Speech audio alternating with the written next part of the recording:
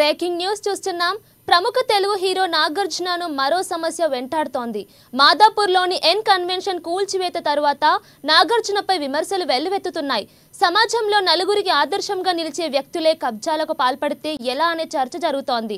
ఇక N convention ను అక్రమంగా నిర్మించారని హైడ్రా కమిషనర్ ఆధారాలతో సహా చూపిస్తుండగా ఎలాంటి అక్రమ నిర్మాణం తాము చేపట్టలేదని నాగ్ చెప్పుకొచ్చారు.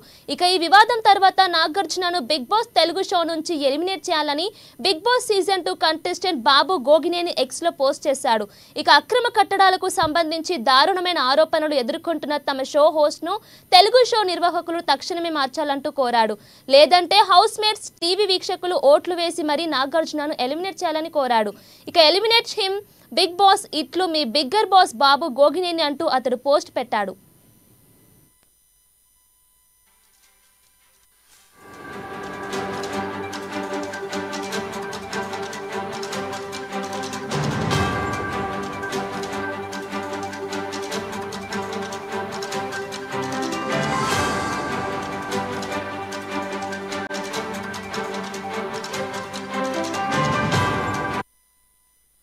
ప్రముఖ తెలుగు హీరో నాగార్జునను మరో సమస్య వెంటాడుతోంది. మాదాపూర్లోని ఎన్ కన్వెన్షన్ కూల్చివేత తరువాత నాగార్జునపై విమర్శలు వెల్లువెత్తుతున్నాయి. ఇక సమాజంలో నలుగురికి ఆదర్శంగా నిలిచే వ్యక్తులే కబ్జాలకు పాల్పడితే ఎలా అనే చర్చ జరుగుతోంది. ఇక దీనిపై మరింత సమాచారం మా film reporter Ashok phone in ద్వారా అందిస్తారు. చెప్పండి అశోక్. థ్యాంక్ యూ కీర్తన. అక్కినేని నాగార్జున సంబంధించిన ఎన్ కన్వెన్షన్ నిన్న హైడ్రా కూల్చివేయడం జరిగింది. దీనికి సంబంధించి హైడ్రా కమిషనర్ కూడా దీనికి సంబంధించిన ఆధారాలు కూడా ఆయన మీడియాకు ప్రొవైడ్ చేయడం జరిగింది. దీనికి సంబంధించిన కూడా ఇది ఖచ్చితంగా కబ్జా చేయబడింది, ఖచ్చితంగా 3.5 ఎకరాల పైన కబ్జాకు గురైందని చెప్పేసి చెప్పడం జరిగింది. అయితే నాగార్జున మాత్రం నిన్న హైడ్రా సంబంధించినటువంటి సంస్థ వారిని వచ్చి అక్కడ కూల్చివేతలు చేస్తున్నప్పుడు మధ్యంతర ఉత్సవాలు చేసి హైకోర్టు నుంచి కూడా స్టే తీసుకురావడం జరిగింది. స్టే సంబంధించి దీనికి సంబంధించి గతంలోనే 2014లో కూడా ఇది జరిగిందని స్టే ఇచ్చిందని కోర్టు ఆధారాలు కోర్టుకు సంబంధించిన నివేదికలు స్టేని కూడా వీళ్ళు రాశారని చెప్పేసి ఆయన ట్విట్టర్ లో చెప్పడం కాదు, అలాగే నోటీస్ మీడియాకు కూడా ఒక ప్రెస్ నోట్ రిలీజ్ చేశాడు. అయితే దీనికి సంబంధించి హైడ్రా కమిషనర్ ఆయన కూడా సీరియస్ గా దానికి సంబంధించిన ఆధారాలు అప్పుడు ఉన్నటువంటి కోర్టు ఇచ్చిన నివేదికలను కూడా మీడియా ముందు పెట్టాడు. ఒక ఇండస్ట్రీలో సినీ హీరో, టాలీవుడ్ లో ఒక బిగ్గెస్ట్ స్టార్ ఉన్నటువంటి నాగార్జున ఇటువంటి అంటే ప్రజలకు సంబంధించినటువంటి చెరువు, ఈ చెరువు అనేది మనకు అక్కడ చుట్టుప్రక్కల కొన్ని సంవత్సరాలుగా కొన్ని ఏళ్ల తరబడి వచ్చినటువంటి చెరువుని కబ్జా చేయడం వల్ల అక్కడ వరదలు వచ్చినప్పుడు చాలా సామాన్యులు ప్రజల ఆస్తులు కబ్జా చేయడం సరైనది కాదు. ఇలాంటి విషయాల్లో పొరపాటు జరిగితే పొరపాటు ఒప్పుకొని ఆయన ఉందాతనం ప్రకటించాలి, కానీ ఇట్లా చేయడం సరైనది కాదని చెప్పేసి మరోవైపు జరుగుతుంటే బాబునేని ఆయన బిగ్ బాస్ 2లో కూడా ఆయన కంటెస్టెంట్ గా ఉంటూ ఉన్నాడు. ఆయనే బాబు గోగినే ఇప్పుడు ఏమంటున్నాడంటే అసలు ఇటువంటి కార్యకలాపాలు చేయడం నాగార్జున లాంటి వ్యక్తిని అసలు మనం ఈ బిగ్ బాస్ నుంచి ఎలిమినేట్ చేయాలి, అసలు నుంచి అక్కడి నుంచి తొలగించబోతే అక్కడ ఉన్న కంటెస్ట్లే ఆయన ఎలిమినేట్ చేయాలని చెప్పేసి ఆయన విన్నారు. ఆయన బిగ్గర్ బాస్ అని చెప్పి కూడా అన్నాడు. ఇటువంటి అక్రమాలకు పాల్పడినటువంటి నాగార్జున ఆయన్ని బిగ్ బాస్ లో సరైన పద్ధతి కాదని చెప్పేసి ఆయన చెప్తూ సోషల్ మీడియా చేశాడు. ఆయనకు మద్దతు కూడా చాలా మంది. అసలు విషయం ఏంటంటే నాగార్జునకు సంబంధించినటువంటి ఎవరైనా హీరో సపోర్ట్ చేస్తారు, కానీ ఇటు సామాన్య జనాలు కానీ ఇటు బాబు గోగినేని విమర్శించే వ్యక్తులు కూడా అందరూ కూడా ఈరోజు బాబు గోగినేనికి సపోర్ట్ చేస్తున్నారు. కారణం ఏంటంటే అంటే ప్రజలకు సంబంధించినటువంటి చెరువుల్ని కబ్జా చేసినటువంటి వ్యక్తిపై అంటే నాగార్జున సపోర్ట్ నిలుస్తుంది ఇండస్ట్రీ కానీ, ప్రజలు కానీ, లేదా ఫ్యాన్స్ కానీ అటువంటిది జరగట్లేదు. ఎందుకంటే అతను చేసిన దాన్ని తప్పకుండా ఈ ఆధారాలతో బయటకు పెట్టినప్పుడు ఇక జనాలు కూడా అనుకున్నది ఏంటంటే ఆయన అందరూ తెచ్చిపోస్తున్నారు. సోషల్ మీడియాలో మాత్రం నాగార్జున మాత్రం ఒక రేంజ్ లో పోస్ట్ చేస్తున్నటువంటి పరిస్థితి చూస్తున్నాం. సో ఇటువంటి చర్చల్లో వచ్చినప్పుడు మన బిగ్ బాస్ నెక్స్ట్ మంత్ లోనే స్టార్ట్ అవ్వబోతుంది. ఇటువంటి టైంలో మరి బిగ్ బాస్ ఎటువంటి నిర్ణయం తీసుకుంటుంది, మా టీవీకి సంబంధించిన యాజమాన్యం ఏ నిర్ణయం తీసుకుంటుంది అన్నది. అయితే ఈ వాదనను మనం ముందుకెళ్ళేట అవకాశం ఉంది. ఎందుకంటే ఆయన పెట్టిన కొద్ది గంటల్లోనే పెద్ద స్థాయిలో ఆయనకు అంటే నాగార్జునపై ట్రోల్స్ కావచ్చు, బాబు గోగినేనికి మద్దతు కావచ్చు, ఇంత పెరిగేసరికల్లా మరి అది కూడా ఆలోచించేటువంటి అవకాశంలో పడుతుందా, లేకపోతే ఆయన కంటిన్యూ చేస్తుందా అనేది మాత్రం చూడాలి. కొన్ని సిరీస్లుగా ఆయన దానికి వ్యాఖ్యాతగా ఉన్నటువంటి పరిస్థితి మనం చూసాం. నాగార్జునకు సంబంధించినటువంటి ఈ ఇష్యూలో ఖచ్చితంగా ఇది సెంటర్ ఆఫ్ అట్రాక్షన్ ఉంది కాబట్టి మరి నిర్ణయం తీసుకుంటుందా లేదా చూడాలి. మొత్తానికి మాత్రం నాగార్జున చేసింది మాత్రం సరైనది కానీ హైడ్రా కమిషనర్ కూడా కొద్దిసేపటి అంటే కొన్ని గంటల క్రితం కూడా ఒక నివేదికని రిలీజ్ చేయడం జరిగింది. ఎంతవరకు చేశాడు, ఏం చేశాడు, దీనివల్ల ఏం నష్టం జరుగుతుంది, ప్రజలకు ఎటువంటి నష్టం జరుగుతుంది, భవిష్యత్తులో ఈ చెరువులు ఒకవేళ మూసివేస్తే ఒక చెరువుల్ని కూడా ఎప్పటికప్పుడు కబ్జా చేసుకుంటూ పోతే జరిగే నష్టాన్ని కూడా ఆయన వివరంగా చెప్పడం జరిగింది. సో మొత్తానికి మాత్రం బాబు గోగినేనికి మాత్రం సోషల్ మీడియాలో మద్దతు జరుగుతుంది. దీనిపై మరి నాగార్జున ఫ్యామిలీ కానీ మరి ఇటు మా యాజమాన్యం కానీ బిగ్ బాస్ సంబంధించిన యాజమాన్యం ఏం స్పందిస్తుందో మరి కొన్ని రోజులైతే మనం వేచి చూడాల్సిన పరిస్థితి. Keerthana. Right Ashok, thank you for the updates.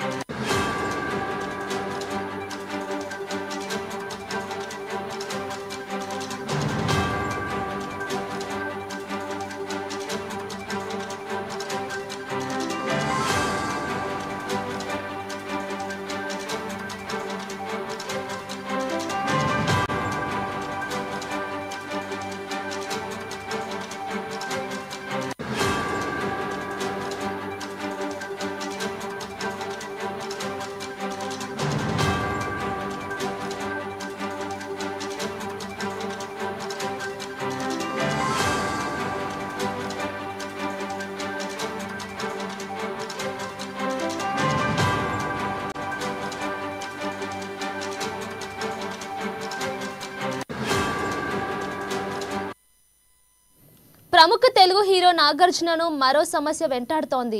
మాదాపూర్లోని N convention కూల్చివేత తర్వాత నాగార్జునపై విమర్శలు వెల్లువెత్తుతున్నాయి. ఇక సమాజంలో నలుగురికి ఆదర్శంగా నిలిచే వ్యక్తులే కబ్జాలకు పాల్పడితే ఎలా అనే చర్చ జరుగుతోంది. ఎన్ కన్వెన్షన్ను అక్రమంగా నిర్మించారని హైడ్రా కమిషనర్ ఆధారాలతో సహా చూపిస్తుండగా ఎలాంటి అక్రమ నిర్మాణం తాము చేపట్టలేదని నాకు చెప్పుకొచ్చారు. ఇక దీనిపై మరింత సమాచారం మా ఇన్పుట్ ఎడిటర్ శ్రీనివాస్ అందిస్తారు. చెప్పండి శ్రీనివాస్.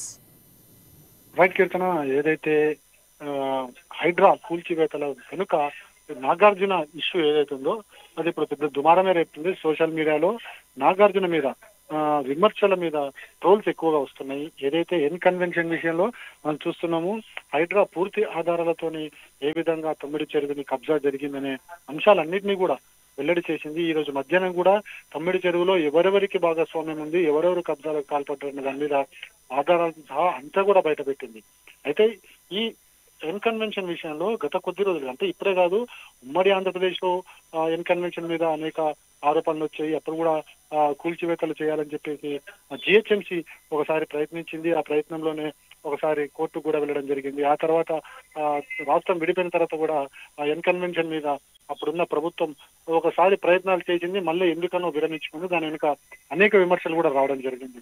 ఏదైతే అప్పుడు మళ్ళీ కేటీఆర్ నాగార్జున ఫ్రెండ్షిప్ వల్ల మొత్తం అలా ఆగిపోయిందని చెప్పేసి కూడా విమర్శలు వచ్చాయి. అయితే ప్రస్తుతం పరిస్థితికి వస్తే కనుక ఒకసారి మనం చూస్తే నాగార్జునకు సంబంధించిన ఎన్ కన్వెన్షన్ లో నిన్న ఉదయం ఏదైతే అంటే మొన్న ఉదయం ఏదైతే కూల్చివేతలు హైడ్రా చేపట్టిందో ఆ తర్వాత అనేక ఆ విమర్శలు నాగార్జున మీద వచ్చాయి. అయితే నాగార్జున వాటిని ఏమీ పట్టించుకోకుండా కోర్టుకు వెళ్ళడం జరిగింది. కోర్టుకు వెళ్ళి స్టే తెచ్చుకునే ప్రయత్నం కూడా చేశారు. అయితే ఇక్కడ గమనించాల్సిన విషయం ఏంటంటే నాగార్జునకు సంబంధించి ఏదైతే ఎన్ కన్వెన్షన్ ఉందో ఎన్ కన్వెన్షన్ తమ్మిడి చెరువులో ఉంది. అది 2014 సంబంధించి ఒకసారి చూసుకుంటే కనుక అప్పట్లో మనకున్న సమాచారం ప్రకారము కేవలం 2 ఎకరాల స్థలం మాత్రమే కబ్జా అయింది చెరువుకు సంబంధించి. కానీ అప్పుడు 31 కట్టడాలు ఉండేవి. 2020 వచ్చేటప్పటికి ఏదైతే ఇదే జిహెచ్ఎంసీ రిపోర్ట్ లో అక్కడ పేర్కొన్న దాంట్లో ప్రకారం హైడ్రా ఇచ్చిన నివేదిక ప్రకారం చూసుకుంటే కనుక 5 ఎకరాలకు పైగా ఎఫ్టీఎల్ కబ్జా కాబడింది. అందులో 81 కన్స్ట్రక్షన్స్ నిర్మాణాలు రావడం జరిగింది. దీంతో పూర్తి స్థాయిలో అంటే ఎన్ కన్వెన్షన్ సంబంధించి ఎవరు ఎన్ని మాటలు అంటే కబ్జాదారులు ఎన్ని మాటలు చెప్పినా అవన్నీ కూడా ఉత్తవి అనేది మాత్రం తేలిపోయింది. ఎందుకంటే హైడ్రా ఏదైతే గత నెల రోజుల నుంచి చేస్తున్న కూల్చివేతలు ఏవైతే ఉన్నాయో అది ప్రజల్లో ఒక విశ్వాసాన్ని నింపాయి. అదేవిధంగా ప్రజల నుంచి విమర్శకుల నుంచి సానుకూల స్పందన లభిస్తుంది. కోర్టు కూడా ఏదైతే ఎన్ కన్వెన్షన్ విషయంలో కోర్టులో ఆర్గ్యుమెంట్ జరిగినప్పుడు కోర్టు కూడా హైడ్రా చేపట్టిన చర్యలను ప్రశంసించింది. కానీ ఒక రూల్స్ అండ్ రెగ్యులేషన్స్ ప్రకారం వెళ్ళమని చెప్పేసి హైడ్రాకున్న పవర్స్ ఏంటని చెప్పేసి ప్రశ్నించలే తప్ప ఎక్కడా కూడా కూల్చివేతల్ని వ్యతిరేకించలేదు. అదొక్కటే కాదు, ఏదైతే ఎన్కన్వెన్షన్ సంబంధించి రోజుకి ఒక్కో హాల్ ఏదైతే తను నాగార్జున కబ్జా పెట్టిన ఏదైతే స్థలం ఏదైతుందో ఆ స్థలం సంబంధించి రోజుకి 25 లక్షల నుంచి 50 లక్షలు కోటి రూపాయలు కూడా వసూలు చేసిన సందర్భాలు ఉన్నాయంటే రోజుకి కనీసం 25 లక్షల నుంచి 50 లక్షలు ఆ ఎన్కన్వెన్షన్ లో ఏదైతే అక్కడ ఉండే ప్రోగ్రామ్స్ కండక్ట్ చేయడం వల్ల వసూలు చేశారంటే దాదాపుగా 2014 నుంచి 2024 వరకు కూడా కొన్ని వందల కోట్ల రూపాయలు నాగార్జున తన ప్రోగ్రామ్ అంటే తన ఎన్కన్వెన్షన్ లో కబ్జా చేసిన ప్రాంతంలో వసూలు చేయడం జరిగింది. సో ఇవన్నిటి మీద కూడా సోషల్ మీడియాలో చాలా ట్రోల్ అవుతుంది. ఈ ట్రోల్ అవుతున్న నేపథ్యంలోనే ఇప్పుడు నాగార్జున బిగ్ బాస్ కి హోస్ట్ గా వ్యవహరిస్తున్నారు. సో ఈ నేపథ్యంలో బాబు గోగినేని గతంలో ఏదైతే బిగ్ బాస్ లో ఒక రోల్ చేశారో అతను ఇప్పుడు ఓపెన్ గా ఒక ట్వీట్ చేయడం జరిగింది. అందులో ఎక్స్ లో ట్వీట్ చేయడం జరిగింది. అందులో స్పష్టంగా ఆయన చెప్పడం జరిగింది, ఏదైతే ప్రజలకు ఆదర్శంగా ఉండాల్సిన నాయకులు కావచ్చు, సెలబ్రిటీస్ కావచ్చు, వాళ్ళు ప్రజా ఆస్తులను కబ్జా చేయడమే కాకుండా వాటిని బుకాయిస్తూ కోర్టులకు వెళ్లి తాము ఏది తప్పు చేయలేనట్టు మాట్లాడడము, కోర్టులో పిటిషన్ వేయడం అనేది బాబు గోగినేని తప్పుపట్టారు. సో అందుకోసమే నాగార్జునకు సంబంధించి బిగ్ బాస్ షోలో ఆయనని పార్టిసిపేట్ చేయనియద్దు, గెస్ట్ గా పార్టిసిపేట్ ఇవ్వద్దు, అవకాశం ఇవ్వద్దు అని చెప్పేసి ఆయనకి అంటే హోస్ట్ గా ఎలిమినేట్ చేయమని చెప్పేసి తన ఎక్స్ లో పేర్కొనడం జరిగింది. అంటే ఇది ఒక్కటే కాదు, ఇది బాబు గోగినేని నుంచే కాదు, సోషల్ మీడియాలో చాలా వర్గాల నుంచి కూడా ఈ సోషల్ మీడియాలో నాగార్జున పోస్ట్ నుంచి తొలగించమని చెప్పేసి కూడా అనేక పోస్టు వైరల్ అవుతున్నాయి.